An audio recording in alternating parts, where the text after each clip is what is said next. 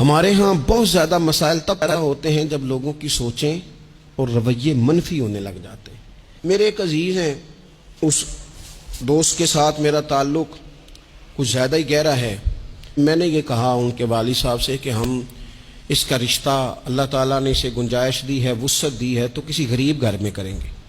ایک غریب گھر میں اس کا رشتہ دیکھ لیا گیا، اور جہاں وہاں بات ہم مکمل کرنے لگے تو اب ظاہر ہے خاندان میں بھی بہت ساری بیٹیاں تھیں، جب بات تکمیل پہ ہونے لگی تو وہ غریب باپ ہے، خواہش یہ تھی کہ غریب کسی کو سہارا مل جائے، تو اس کے والد نے، بیٹی کے والد نے یہ سوال اٹھایا کہ اتنے سارے رشتے گھر میں موجود ہیں اور بچہ بھی بڑا آپ کے بقول کہ بڑا نیک ہے اور بڑا مالدار ہے، تو پھر کیا وجہ ہے ہمارے گھر رشتہ کیوں کر رہے ہیں؟ آپ کا اتنا خیر کا جذبہ، اتنا خیر کا، لیکن سامنے والا کہتا ہے یار اس پھل کا تو موسم ہی نہیں، تو کیوں بیچ رہا ہے اسے؟ یہ تو نے اتنی خیر کی بات، رویے مثبت نہیں، لہجوں میں مثبت پن نہیں۔ ایک صاحب نے مجھے پرانی بات ایک دفعہ ٹیلی فون کیا، بڑی دور انہوں نے کسی پروگرام کی دعوت دی، تو میں نے کہا ٹھیک ہے میرے پاس وقت میں گنجائش ہے، میں آ جاؤں گا۔ کہنے لگے پیسے کتنے لیں گے؟ میں نے کہا نہیں کوئی پیسہ نہیں، میں انشاءاللہ آ جاؤں گا۔ کہنے لگے چلیں ٹھیک ہے، مروت کافی ہو گئی، اب بتا دیں کیا لیں گے۔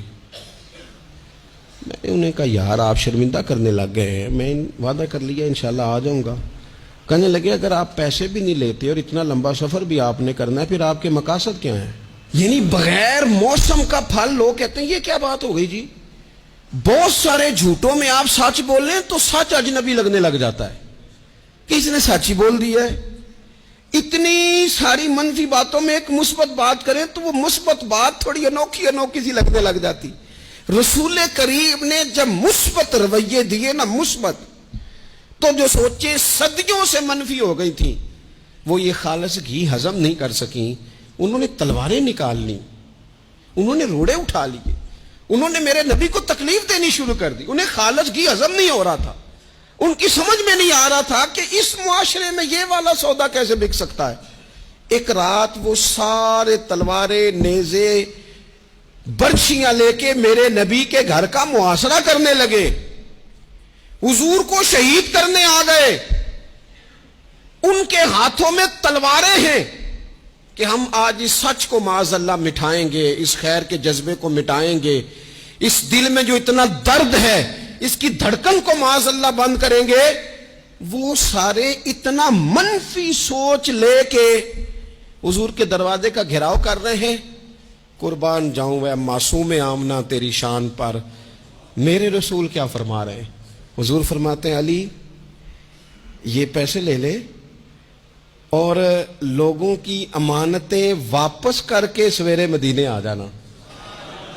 اور یہ لوگ جو دروازے پہ کھڑے ہیں نا، ان کی بھی امانتیں حضور کے گھر پڑی ہیں۔ ان کی سوچیں کتنی منفی ہو گئی کہ وہ شہید کرنے آ رہے ہیں، اور کریم کی سوچ کا یہ حال ہے کہ حضور ابھی بھی ان کا بھلا ہی سوچ رہے ہیں۔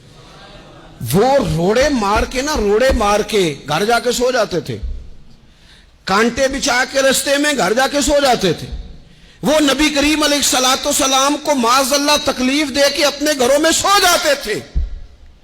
اور یہاں حالت یہ تھی کہ وہ جو پتھر مار کے سوئے ہیں نا، کانٹے بچھا کے سوئے ہیں، یہ نور سے بھرا ہوا وجود رات کو اٹھتا تھا اور ان پتھر مارنے والوں کی ہدایت کی دعا مانگنی شروع کر دیتا تھا۔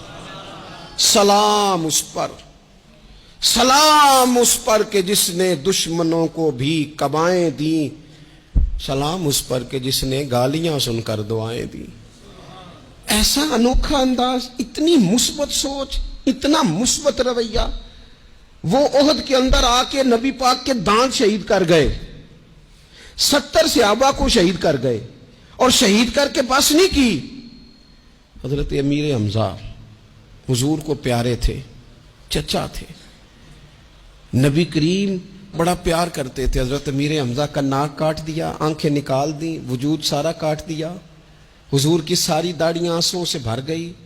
اتنا پیار حضور کو چچا سے، لیکن جب کہا نا حضور دعا کر دیں یہ تباہ ہو جائیں، تو نبی کریم کہنے لگے نہیں بھائی، میں تو یہ دعا کروں گا یا اللہ انہیں ہدایت دے دے، انہیں پتہ ہی نہیں یہ کیا کر رہے ہیں، شعور نہیں نا یار، تھوڑا سا مثبت ہو جائیں زندگی میں، تھوڑا سا مثبت ہو جائیں۔ اور حضور نے پتہ کیا فرمایا ہے؟ مسلم شریف کے لفظ ہیں، حضور فرماتے ہیں اچھا سوچنا، اچھا گمان کرنا یہ عبادت ہے۔